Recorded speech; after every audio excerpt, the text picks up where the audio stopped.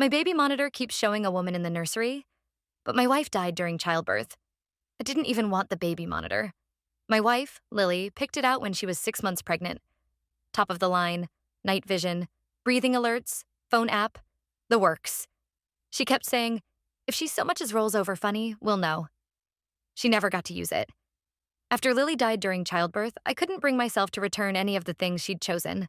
So the monitor stayed. I told myself it was for our daughter's safety, but really it was the last thing Lily and I bought together. The first time I saw the woman, I was half asleep on the couch. The app buzzed with a motion alert. It was 2:14 a.m. I opened the feed and saw the nursery in that grainy green glow. My daughter, Emma, was fussing lightly, tiny fists opening and closing. And next to the crib, leaning over the rail, was the silhouette of a woman. Long hair, slightly hunched, one hand resting where Emma's chest would be. I bolted down the hall so fast I almost wiped out on the hardwood.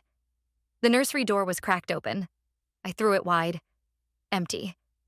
Emma lay quietly in her crib, breathing steady, the room still.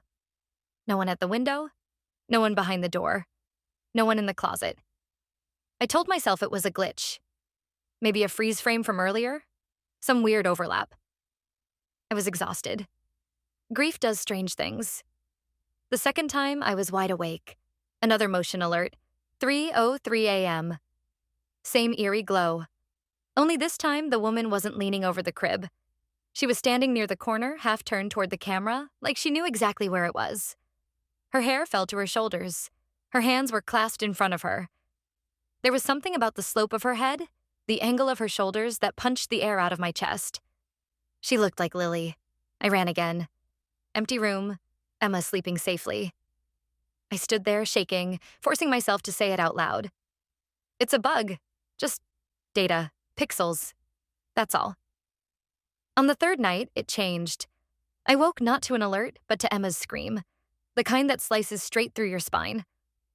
I grabbed my phone while sprinting, thumb already hitting the app. The feed came up mid-motion. Smoke.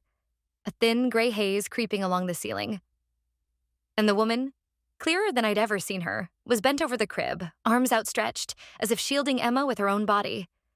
As I watched, the nursery lamp behind her began to flicker, then sparked, a tiny flame licking up the shade. The app froze on one frame. The woman's head turned toward the camera, as if to look straight at me. And her mouth formed a word I could read even without sound. Run.